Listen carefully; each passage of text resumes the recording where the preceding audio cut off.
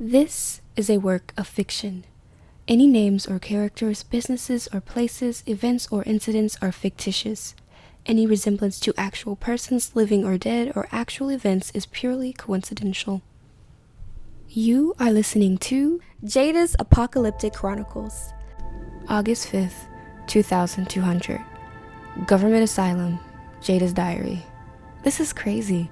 I can't believe they're trying to place all of this responsibility on me. I don't want to use my teleportation abilities to help the likes of them. But I guess I shouldn't be surprised. They've practically been using all of us since the Great Blast. First it was Kayla, so I guess now it's my turn. At the end of World War III, there was a huge nuclear explosion that basically spread across the entire Western Hemisphere. Nearly everything was destroyed, civilizations ruined, and natural resources scarce. But even with society in shambles, the US government still seemed stronger than ever. They rounded up all of us, those of us that were affected by the blast. Apparently people like me, mostly those of African descent, gained powers after the explosion. The government thinks our powers are a solution to all of society's problems. Our environment is becoming insoluble. Global climate is not merely changing, it has evolved entirely. When the government forced Kayla to activate her powers, they determined that humans must leave planet Earth. Kayla's ability to look into the future confirmed that pretty soon the human species will not be able to survive in the aftermath of the Great Blast. I could care less about what happens to the rest of humanity. Most of my loved ones died during the explosion. Now, those with powers are my new family. But we're also the government's lab rats.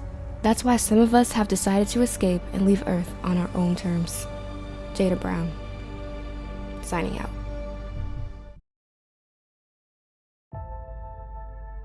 September 13th, 2200. Government Asylum. Jada's Diary. It's decided. Those of us who were graced with powers plan to escape to Planet X in 4 months from today. There are about 300 of us. Maya and Kayla are the brains of this operation, and I'm the secret weapon. Despite our young ages ranging from 15 to 27, it was a unanimous decision that the three of us should lead. Our loyalty lies within our community of 300. Between the explosion killing our families and the government trapping us in these labs, we are fully devoted to the survival of the 300. When government officials forced Maya to enact her power, astral projection, her soul traveled into the universe in search of a new planet for humans to live. But Maya wasn't searching for the government. She was searching for the 300 community. Maya found the perfect destination for the 300, Planet X. The next part was on me. In August, the government decided that on December 31st, I will be responsible for using my ability to create a portal for government-approved citizens to travel to this new planet. But the joke's on them, because now that Maya's found a safe planet, I'll be making a portal solely for the 300. And the best part is that none of the officials have caught on to our plan. I'm a perfect dissembler. Whenever I interact with the government officials, I appear as if I have nothing to hide. But my true intentions to leave this confinement with my new family are always on my mind. Jada Brown, signing out. December 13th, 2200. Government Asylum. Jada's Diary. The government still thinks that I'm going to save humanity. Well, I guess just the individuals who they deem worthy of survival. They have no idea that today's the day that the 300 is leaving everyone behind. There's nothing left for us here. We don't need them. And yet they've always needed us. I may be young, I'm barely even 21, but I remember the history of violence that this country has inflicted on my people.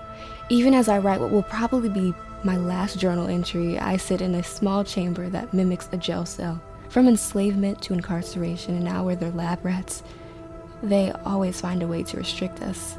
They confine us because they always need us for something: free labor, money, a ticket to a safe planet. The 300's escape to Planet X will be our liberation from such exploitation. Truth is, no matter how much they try to belittle us, they can't survive or thrive without our existence. Especially not now.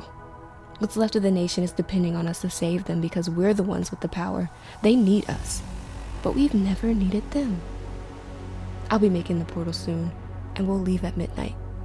Jada Brown, signing out. March 29th, 2201. Planet X. Jada's Diary. My portal worked, which is probably obvious as I write to you on such a foreign sheet of paper, but never mind that. My portal was large, and it lasted long enough to safely transport the 300 to Planet X. There was oxygen on Planet X, so we could breathe, but still needed to severely adapt to our new environment. My friend Nia used her ability to commune with our Africana ancestors. She was granted access to their memories, allowing us to make informed decisions on how to establish a new community on foreign land. Ancestral memory has really contributed to the survival of the 300 during these past few months.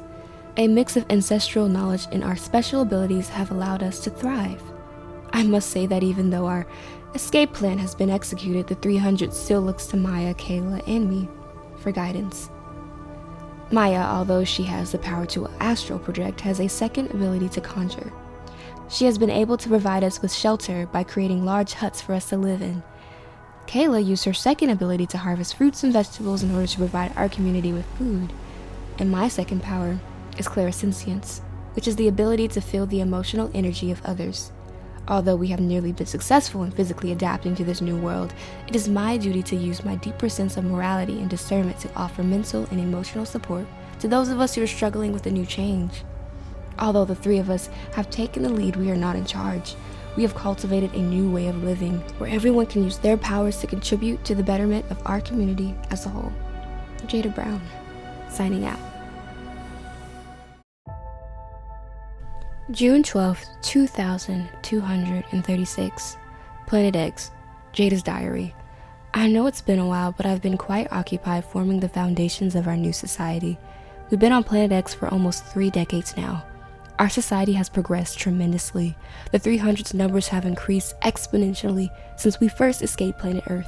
With each generation, new and exciting powers and abilities are birthed. It is thanks to these new abilities that we have been able to effectively adapt to our new environment. Our bodies have changed in response to the ecosystem on Planet X. A large portion of the planet that we occupy is situated around huge bodies of water.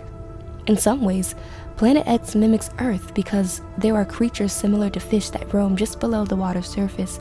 We hunt such creatures for food, which is why our physical adaptation to be able to breathe underwater is so beneficial.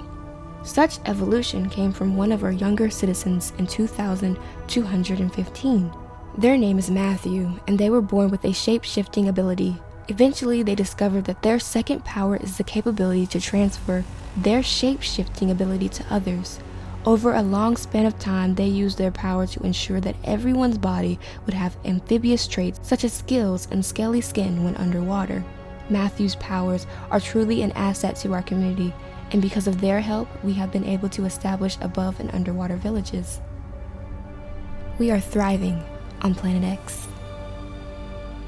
Jada Brown, signing off.